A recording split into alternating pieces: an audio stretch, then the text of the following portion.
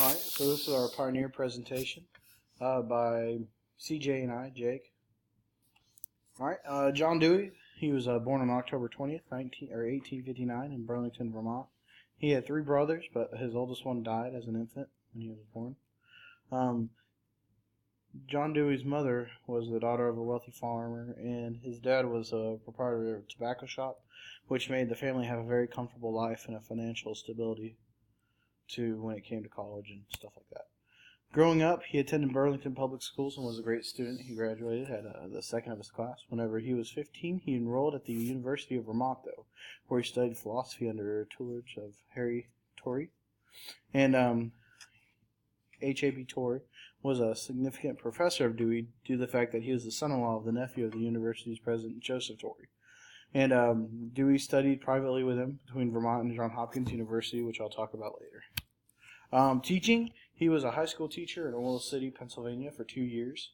Dewey lost the position when his cousin resigned as the principal, so he got laid off. After that, he went back to Vermont to start teaching at a private school. Later on, as I said, he would talk to Torrey about philosophical treatises, and later then thoughts grew on him, so Dewey decided to take a break and not do school anymore and go study philosophy and psychology at Johns Hopkins. In 1884, Dewey received his Ph.D. from the School of Arts and Sciences at Johns Hopkins University. And in 1888, Dewey left Michigan for the University of Minnesota, where he was a professor of philosophy. However, within the year, they did choose to return to the University of Michigan, where he taught for the next 5 years. In 1984, he was made the head of the philosophy department at the University of Chicago, and in 1902, he was made the director of its school education. Dewey stayed there until 1904, where he joined the Ivy League and became the professor at Columbia University while working at the Teachers College on the side. In 1930, Dewey left the Columbia and retired for his teaching career with the title of Professor Emeritus. His teachings have based on pragmatism, which is through a hands-on approach. They believe reality must be experienced. Students must interact with their environment to learn. Students and teachers must work together, and everyone should have an equal voice. He also believed that students are child-centered, emphasis on learning on the needs of the interests of children. He believed in interdisciplinary, which is the connecting multiple students, that students should be able to move freely to different classrooms to gain knowledge. What that meant is he believed that the students, whatever subject they wanted to focus on and teach or to learn about, the students can go up to the teachers in whatever classroom and learn about that subject.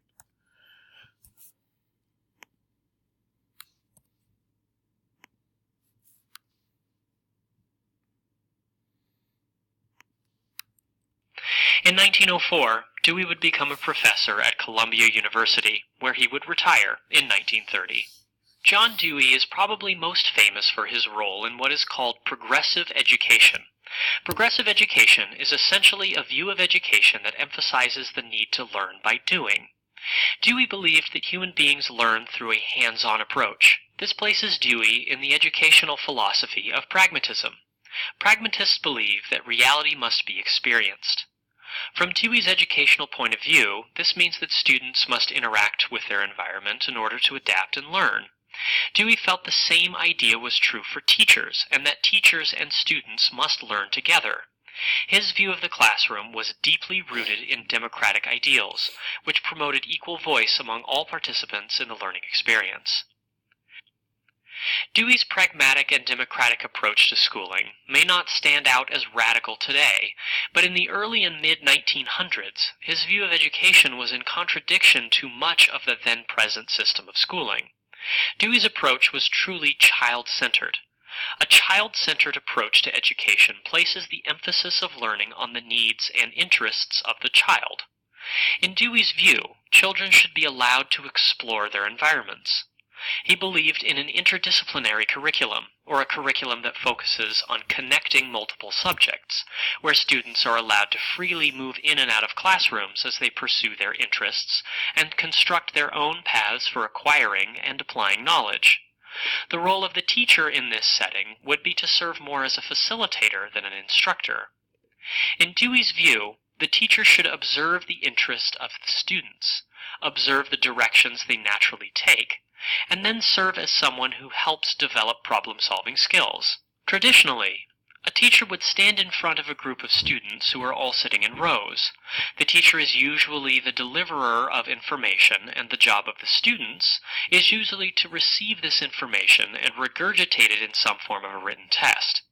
In contrast, in a classroom based on the ideas of John Dewey, you may see a teacher deliver background content information, but you would also likely see students working in groups, with those groups exploring different concepts within the content. You would see lots of conversation and lots of collaboration. While you may see a written test, you may also see student projects, presentations, or other differentiated techniques of evaluation. While Dewey felt the interests of the child were essential to shaping the educational environment, he equally expressed the importance of the teacher in this process. The idea was not to simply allow children to do whatever they please, but rather for the teacher to use professional judgment to shape this process. Without an important grasp of the content and the direction of a well-trained teacher, Dewey felt the child's education would be lacking. This way of thinking demonstrates Dewey's view that education and life were interconnected. They did not exist in vacuums, separate of one another, and therefore should not be treated as if they did. Dewey believed that by treating education as a part of life as opposed to preparation for it, students would learn to become independent, productive citizens. Dewey's ideas continue to influence both K-12 schooling and teacher education today.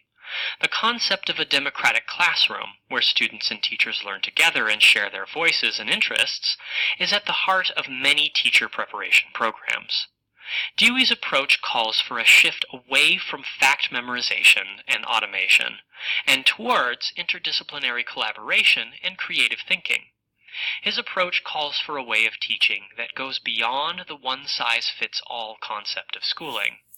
This is evident in the modern-day push for problem-based learning, or the idea that students learn about a subject or topic through active problem-solving, as well as the emphasis on differentiated instructional techniques.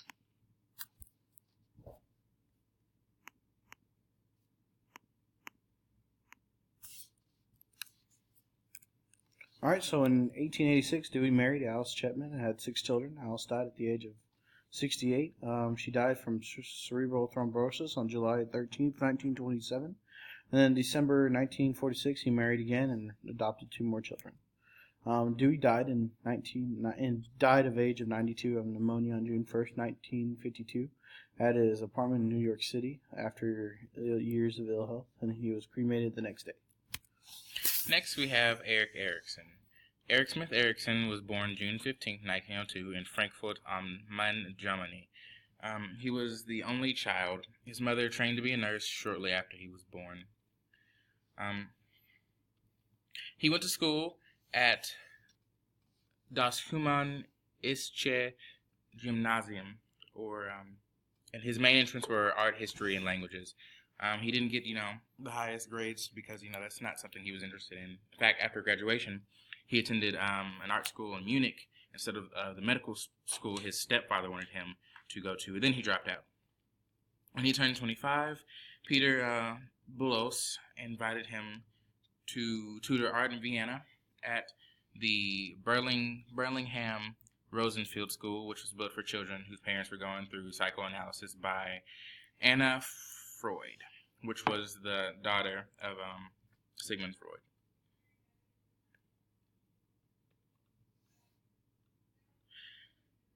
After seeing him being, uncomfortable or kind of, or more of interested in what she was doing, she encouraged him to study psychoanalysis at Vienna Psychoanalytic Institute. And he considered it, and he followed up, and he decided to go through with it, studying child analysis and the Montessori method of education, which deals with children as they grow up and also children's sexuality. He received his diploma in 1933, and also that same year they immigrated to Copenhagen because of World War II and Hitler, and then they proceeded to immigrate to the U.S. because they couldn't get a citizenship in Copenhagen. So, in the U.S., he was the first child psychoanalyst in Boston, Massachusetts General Hospital. 3 years later, he worked at Yale at the medical school. That's when he actually changed his last name from Hochberger to Erikson. In 1939, he moved to California to do a study on child development. He also opened up a private practice in San Francisco. And in 1960, he returned to Harvard as a professor of human development and stayed there until he retired in 1970.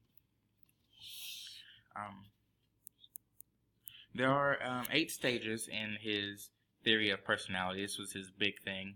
The stages are basic trust and mistrust, autonomy, shame, and doubt, initiative and guilt, industry, inferiority, identity and versus role confusion, intimacy and isolation, generativity and stagnation, ego, integrity, and despair.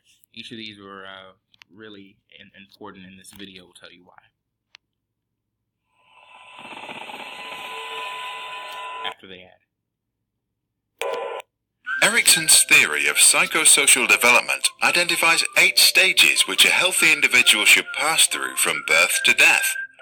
At each stage, we encounter different needs, ask new questions, and meet people who influence our behavior and learning. Stage 1. Basic trust versus mistrust. As infants, we ask ourselves if we can trust the world, and we wonder if it's safe. We learn that if we can trust someone now, we can also trust others in the future. If we experience fear, we develop doubt and mistrust. The key to our development is our mother. Stage 2. Autonomy versus shame and doubt. In our early childhood, we experience ourselves and discover our body. We ask, is it okay to be me? If we are allowed to discover ourselves, then we develop self-confidence. In preschool, we take initiative, try out new things, and learn basic principles like how round things roll. We ask, is it okay for me to do what I do? If we are encouraged, we can follow our interests, over our own interests, and realize that we are different from others. We want to show that we can do things right. We ask if we can make it in this world. If we receive recognition from our teachers or peers, we become industrious, which is another word for hard-working. Stage 5. Identity versus role confusion. During adolescence, we learn that we have different social roles. We are friends, students, children, and citizens. Many experience an identity crisis. If our parents now allow us to go out and explore, we can find identity. Versus isolation. As young adults, we slowly understand who we are, and we start to let go of the relationships we had built earlier in order to fit in. Stagnation. When we reach our 40s, we become comfortable, use our leisure time creatively, and maybe begin contributing to society. Stage 8. Ego integrity versus despair. As we grow older, we tend to slow down and begin to look back over our lives. We ask, how have I done? If we think we did well, we develop feelings of contentment and integrity. That's the short version of it. If you would like to know more, you can go ahead and look back at the PowerPoint. Anyway, Erikson died on May 12, 1994 in Harshwick, Massachusetts. He was buried with his wife in the First Congregational Church Cemetery in Harshwick.